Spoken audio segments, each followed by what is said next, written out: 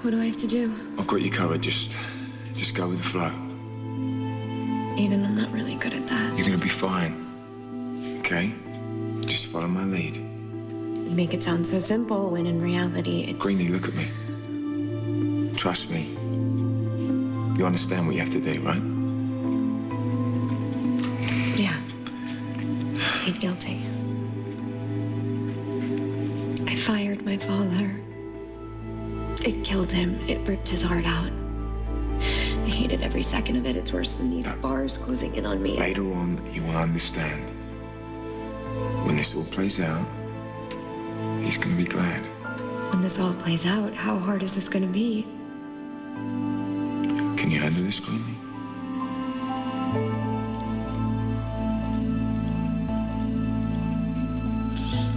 Yeah.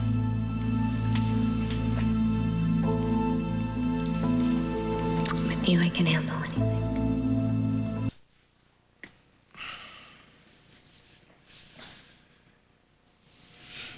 Hold me like this forever? Not through these bars, I won't. The next time I hold you, Greenlee, you're gonna be free. Aidan, I am so afraid. Greenlee, look at me.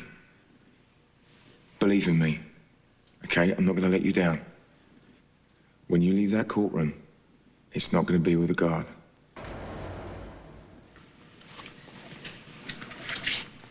I'm gonna be behind you, supporting you every step of the way. Nothing that happens in that courtroom can tear us apart as long as you believe in the future as much as I do.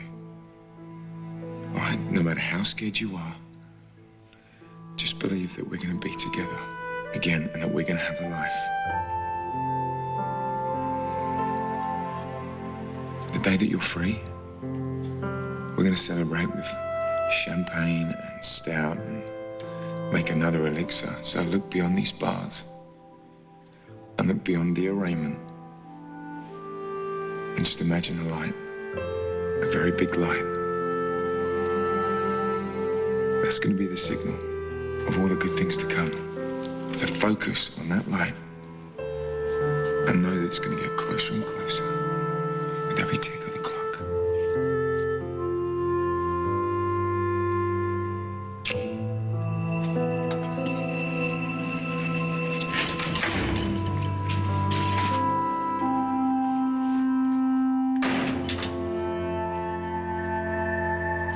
All rise. This court is now in session. Judge Alice Myatt presiding. Be seated. In the matter of the Commonwealth versus Greenlee Smythe, I understand a plea agreement has been reached. Is that correct? It is, Your Honor. Miss Smythe, has your counsel been detained? No, Your Honor. I'm representing myself. Miss Smythe, you are facing serious charges. Are you sure you don't want counsel? Permission to address the court, please. And you would be? Jackson Montgomery, Miss Smythe's attorney until about 30 minutes ago. Don't do this. And her father, a tenured position that gives me some insight as to the defendant's state of mind. Please sit down. Your Honor, Miss Smythe is traumatized. She is in shock and certainly in no condition to represent herself in the matter before the court. I'm fine. You are anything but fine. Miss Smythe, Mr. Montgomery, approach the bench.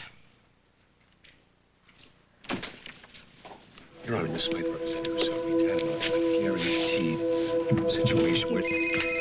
Devane, Hello, darling. We have liftoff. I'm on my way.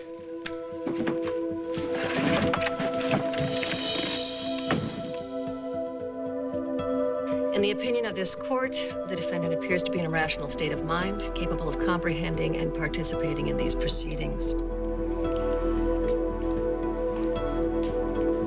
Miss Smythe, you have been charged with kidnapping, aggravated assault, endangering the welfare of a minor, false imprisonment, interference in the custody of a child, and unlawful restraint.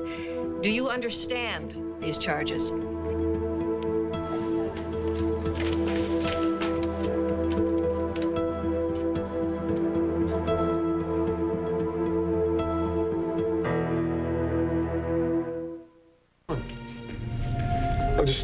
I'm clearing out some old supplies. So, your girlfriend just pleaded guilty to kidnapping and you're cleaning out the closet? I don't think so. Miss Smythe, I have a document here with your signature stating that you understand the charges against you. Is this correct?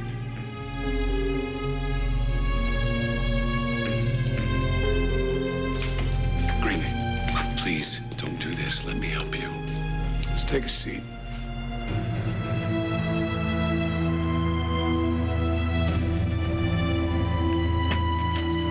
Miss Smythe, do you understand the rights you are giving up here today?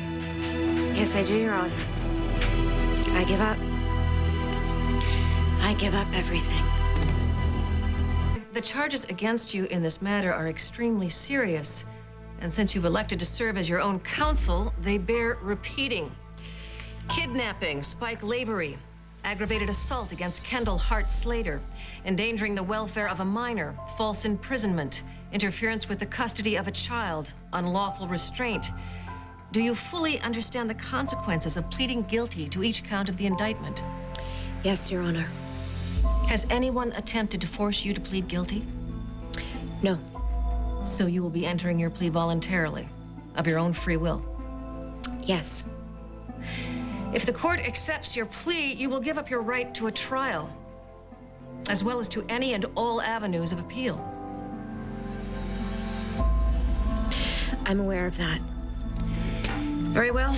The district attorney has made a sentencing recommendation. If your plea is accepted, you will serve no less than 3 and no more than 6 years in the state prison. Those are the consequences of your decision here today, Miss Smythe. Do you understand? Yes, Your Honor. I understand perfectly. So, why aren't you at the courthouse? I told you I'm busy. If you're looking for Tad, he's not here. I'm not looking for Tad. I'm here to see you. What for? Because I thought you might have something to say about Greenlee pleading guilty. Well, that's what everybody wants, isn't it? Justice. I can't believe that's what you want. I'm not happy about it, Ryan, but it's Greenlee's call. It's her life. What happened, Aidan? What made Greenlee change your mind? I don't know. Maybe you should ask Greenlee that question. This is not like her. She doesn't back down. She doesn't give up without a fight. Well, maybe she's got no fight left in her. You ever think of that? You don't believe that, Aidan, and neither do I. What's the matter, Ryan? Greenlee's going away. Away from you and Spike, Zach, Kendall, and Erica. Nobody wants her locked up for something that she didn't do. Is that supposed to be some kind of joke? I don't want that kind of justice. Are you sure? Because that would make life a hell of a lot easier for you, wouldn't it? Not having to face Greenlee, not having to face the guilt from trying to ruin her life. Look, Aidan. No, you look, Ryan. Maybe she's giving up. Maybe Greenlee's giving up because everybody she loves has turned against her. All right? She's tired of being smacked around every time she tries to make up for her mistakes. And maybe she's at the point where suffering from claustrophobia in an 8x10 cell seems a better option than trying to prove herself to people that will never give her a second chance. All right? But what I really want to know is why do you suddenly give a damn? Attorney will now summarize the evidence before I pass sentence. Thank you, Your Honor. Had the Commonwealth gone to trial today, we would have first summoned the complainant Kendall Hart Slater to the stand. Mrs. Slater would have testified that her 16-month-old son, Spike, on the night in question, had had difficulty sleeping. So she took him on a walk past the boathouse at Memorial Park, where she was surprised to find the defendant. The defendant placed a strong-smelling handkerchief over Mrs. Slater's nose and mouth, causing her to lose consciousness within seconds.